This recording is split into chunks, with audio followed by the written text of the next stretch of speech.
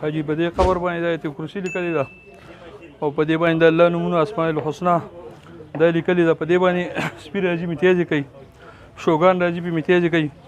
جمعې کې موږ په خپله لیدلي چې دلته سپي پراته وي په دې ځای کې هغوی میتیازې کوي. دا د قرآن شریف بې حرمتي ده. دا قرآن شریف چې دی دې له خپله سینه کې ځای ورکول پکار دي.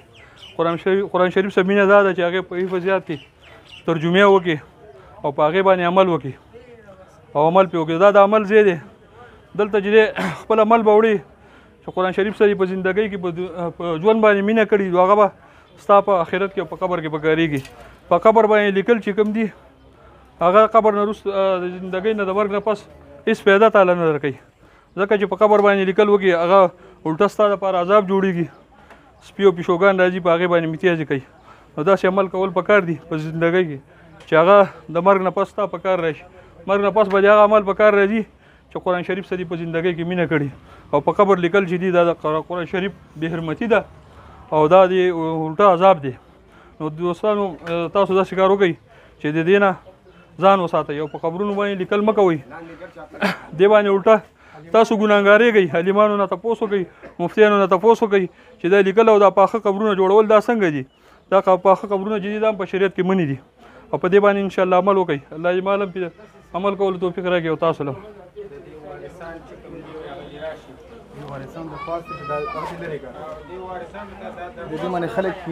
دې وارثان ته دا درخواست دی چې راشي او دا دې باندې د پاسه رنګ ووایي او دا ورانګي او د دې سپیده نشته، الټه د دې نقصان دی. الټه نقصان یې دا دی چې دا سپي او پیشوګان پې میتیازې کوي او دا د قرآن شریف بې حرمتي ده.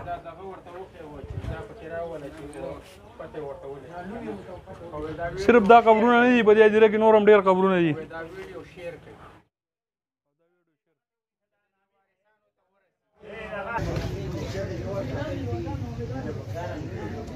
السلام علیکم ورحمۃ اللہ.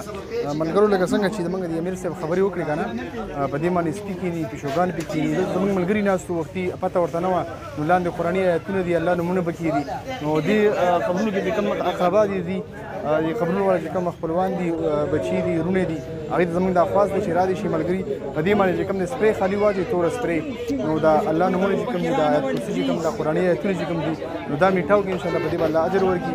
او دا زموږ هغې ته خواست دی. نور انشاءالله زموږ دا خیرخواهي خبره ده، خیرخواهي اعلان هم ورته دی. صرف دا قبر نه دی، د هدیره کې ډېر قبرونه داسې دي چې په هغې باندې د قرآني آیتونه لیکل شوي دي او د قرآني آیتونو بې حرمتي کېږي. دا تاسو کتی شئ ته وګورئ، ملګري پرې ناست دي په دې قبرونو باندې. نو دې ته دا پته نشته چې دې باندې لاندې آیتونه موږ ته به انشاءالله بیا مو ته وویل. نو پاڅېدل بیا. نو مهرباني وکړئ چې کوم د دې اقربا دي، کوم د دې نوسي دي، بچي دي، نو هغې دې راشي په دې باندې تور سپرې وکړي او دا دې چې کوم دی ختم کړي. نو الله تعالی به انشاءالله اجر ورکړي. السلام علیکم ورحمۃ الله وبرکاتہ.